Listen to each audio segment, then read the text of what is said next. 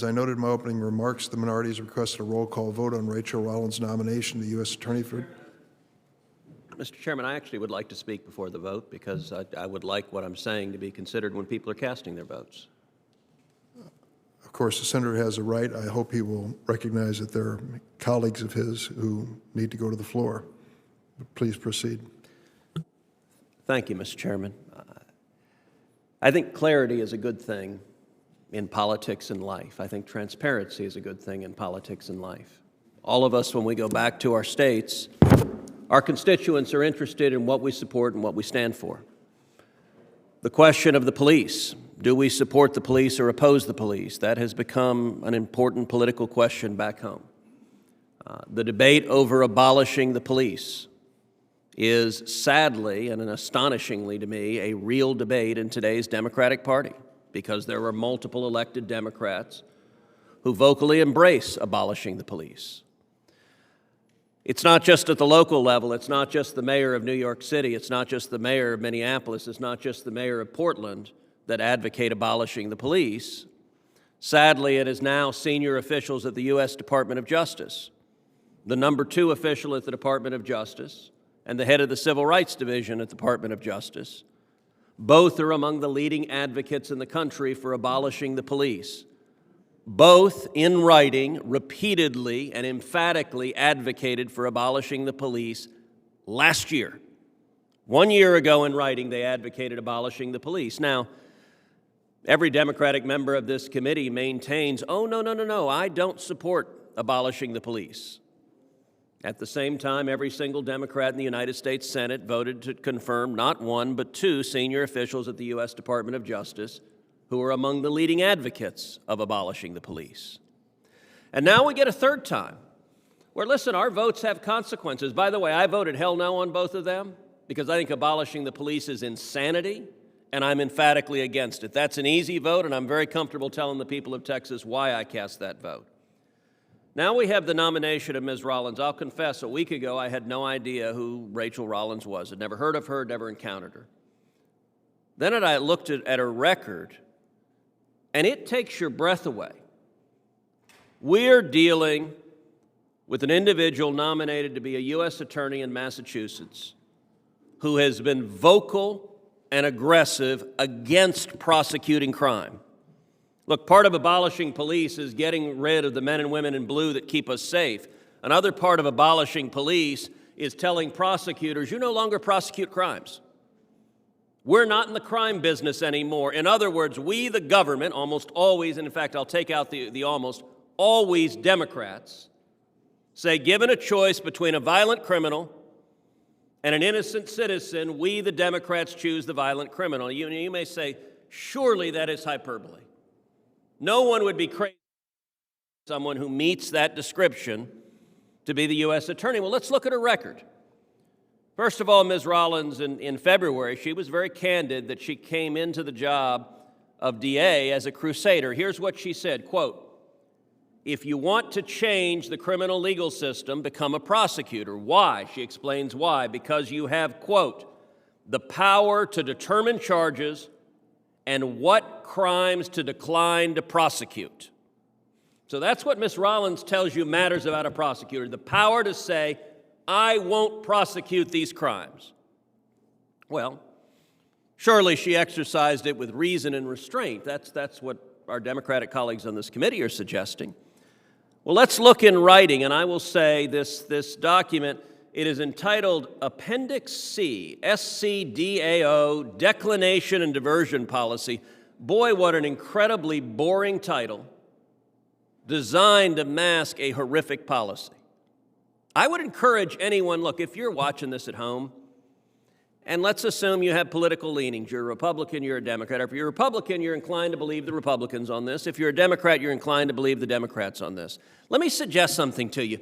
Go read this document. I'll tweet out this document. Just read it. Read it yourself and then ask who's telling the truth. Because for all the Democrats saying, no. What do you mean she won't prosecute crimes? Let me read from the document she prepared. Charges on the list of 15 should be declined or dismissed pre-arraignment, so even before the proceedings start, without conditions.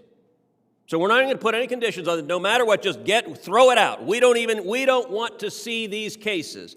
And in fact, the next sentence says the presumption is the charges that fall into this category should always be denied. Always. So no wiggle room of, just in some cases. Always is what she wrote, even when attached to another charge. So if you have a multiple criminal, we just throw out these crimes. Basically, this is the prosecutor saying, I'm the legislature. Those pesky elected legislators that actually voted on the criminal code, I don't care what they say. I am erasing these crimes from the criminal code. Okay, let's see. Listen, there's some dumb laws. Maybe what she's erasing, I'll tell you, in Texas, it is still, I believe, a crime. Senator Cornyn may be able to confirm it, to carry wire cutters in your pocket unless they protrude 3 inches or more. Now, that actually goes back to the days of cattle rustling. If you had a prosecutor who says, all right, we're not going to have an aggressive wire cutter in the pocket carrying prosecution unit, I'd be good with that. So maybe the categories of crimes that she says are no longer crimes in my jurisdiction, maybe they're that kind of thing, the stupid things. Well, let's start. What's the first one on the list? Trespass. Okay, I want everyone to think about this. And what's interesting is this is not just in red states. I want the people of Delaware to think about this. The people of Connecticut, the people of Hawaii, the people of California or Georgia. Do you want laws against trespass enforced in your community? Well, according to this individual that the Democrats want to make the top federal prosecutor in the state of Massachusetts, trespass is no longer against the law. Someone comes into your house, onto your property, no biggie, ain't a crime anymore. All right, what else isn't a crime? Shoplifting. All of us have seen the videos, I think exclusively in Democratic cities, of shoplifters brazenly breaking into stores and stealing and stealing and stealing and running out. And why do they do it? They do it, for example, in San Francisco, because you have a prosecutor there who won't prosecute them. So you know what? Hey, I like stores where the price of everything is zero. That'd be a pretty amazing thing. Not very good for the stores, not very good for the community. But this prosecutor says there is no shoplifting. Now, if you want to steal a bunch of stuff, this is your person. If you're actually a small business owner, if you'd like to not have it open season on people breaking into your store and stealing everything in it, that might concern you. What else? Larceny. Larceny is not a crime. Remember that she said these should always be declined to be prosecuted. Larceny is on the list. What else is on the list? Disorderly conduct disturbing the police.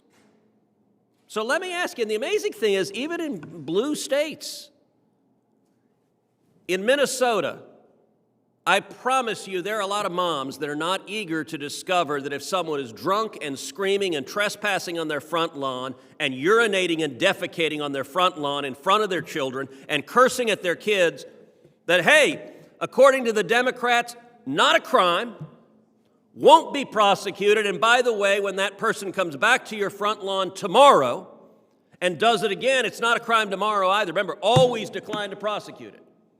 So disorderly conduct is apparently not a crime. What else? Receiving stolen property. So it's good news. At least she's analytically complete. The shoplifters can steal everything in the store. They can take it to the fence, and the fence can then take everything in the store. If you believe that theft doesn't matter, that's a great idea. If you believe in actually enforcing the law, that's insane. What else is not a crime under the lawless administration of this supposed district attorney? Driving with a suspended license. Well, listen, that sounds pretty mild. I mean, a suspended license, that's a technical thing, right? What's the most common area typically where people lose their license? For driving drunk. Where do you get your license suspended? When you drive drunk. So if driving with a suspended license is not a crime, then apparently it is open season for people who've had their license suspended because they're repeat drunks because they endanger the safety of innocent people, of children. They get in a car and drive, they get pulled over, you don't have a license. Hey, no problem, keep on driving. Let us know when you kill someone when you're drunk next time. What else is not a crime, according to this radical? B&E, which all of us who watch Law and Order knows that stands for breaking and entering, into a vacant property to sleep or escape the cold. Okay, that sounds kind of reasonable. All right, a vacant lot, it's cold, you're going there. All right, that actually on the list, you can understand the reasoning. If it's cold, you're breaking into a vacant lot. It's vacant, there's not anyone there to be hurt. You can understand that one. And at least she has the good sense to say it's got to be vacant, because that way no innocent people will be hurt, right? Well, what's the next one on the list? B&E into a non-vacant property to sleep or escape the cold. Well, what's a non-vacant property? Like, I don't know, your home? So apparently what she's saying is if it's cold outside, it is no longer a crime for somebody to break into your home, so they can trespass on your property. They can break into your home, they can commit larceny, and apparently sleep in your living room. Now, I want each of you to imagine, look, there's an element of how would you answer one of your constituents if someone is doing this? And the answer from the prosecutor is, we will always dismiss the case. What else won't she prosecute? Wanton or malicious destruction of property. I don't know about you, but wanton and malicious are typically pretty bad. Ain't a crime under her. What else? You could say, well, at least none of these are violent, right? Well, breaking into a non-vacant property, that has the potential for violence. You know what else is not a crime? Threats. You can make a direct threat. You can threaten innocent people. You can threaten children. You can commit threats. Not a crime. What else is not a crime? Minor in possession of alcohol. Kids apparently drink like crazy, guys. Party when you got it. What else is not a crime? It's not just alcohol. Okay, you got kids with beer. All right, that's not the first time that's ever happened. Well, marijuana possession of marijuana paraphernalia. Okay, you've got some recreational pot. There's some jurisdictions that have legalized that. Understand that. Well, but it's just the users, right? It's the low-level guys. Nope. What's the next one they don't prosecute? Possession with intent to distribute. So if you're a drug dealer, get yourself to Massachusetts. You know, it used to be that you had to pay off a prosecutor and have a corrupt prosecutor on the payroll to get out of jail. Now you've got someone who's just openly saying, drug dealers, come to Massachusetts because we don't prosecute people for possession with intent to distribute. And by the way, you might say, well, it's just marijuana. There are a lot of places that say marijuana is not too bad. Well, what's the next one on the list? Non-marijuana drug possession. So, could be pot, could be, I haven't studied the details of that crime, but I'm assuming non-marijuana drug possession includes heroin, includes crack, includes cocaine, includes fentanyl, PCP, LSD, all of those. Hey, if you got kids, a lot of us on this committee have kids, I don't know, I would be kind of dismayed by a prosecutor who says if there's a drug dealer in my kid's school with a backpack full of fentanyl selling it to other kids, we're not going to prosecute him. But apparently the Democrats on this committee are not dismayed. And by the way, on the question of do you support cops or not, the last one on this list is really incredibly revealing. Resisting arrest. Police officer goes, confronts someone who's violent. They're violent. They engage with them. They resist arrest. What's the prosecutor say? Man, it really stinks to be you. I'm sorry you chose to be a cop. But it's open season. Apparently, resisting arrest is now the standard way of interacting with the police in Massachusetts. This is lunacy. And by the way, to make clear that her policy of not prosecuting anything is consistent with her advocacy of abolishing the police, here's what she said at an earlier public gathering.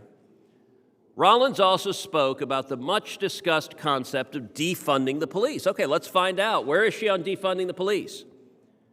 She said that defund is not the verb she would use. Okay, that's good. I'm sure every Democratic talking point is going to take that portion of the statement. She wouldn't use the verb defund, but rather reimagine, okay, reimagine may be good, may be bad, hard to tell, or reallocate.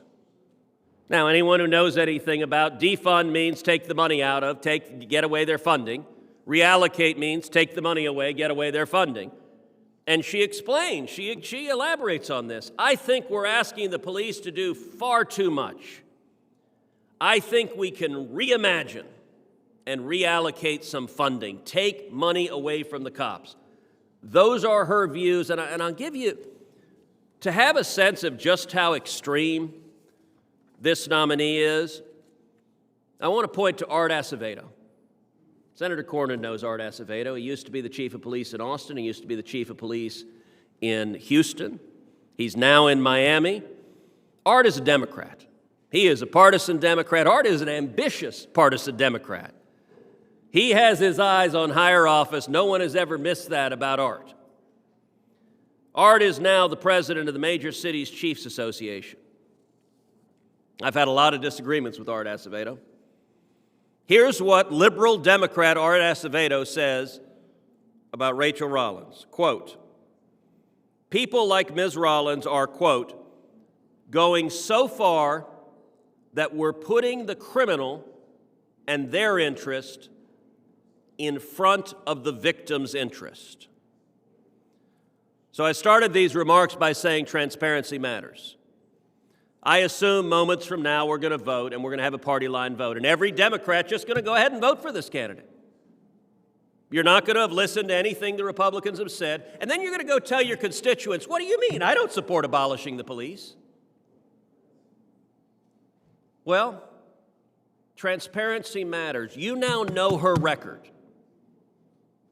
If you believe that we should actually prosecute crimes, if you believe that people shouldn't trespass on your property at home, shouldn't be able to break into your home, shouldn't be able to shoplift, shouldn't be able to resist arrest, shouldn't be able to commit threats, and have someone who is ostensibly the prosecutor immunize them and allow that conduct, then there's only one thing to do, which is vote. And let me say, I find it amusing we're having an argument about whether this is a roll call vote or not. I agree it should be a voice vote, and we should unanimously reject this nominee. That would be, if we were in the land of reason, that's what we would do.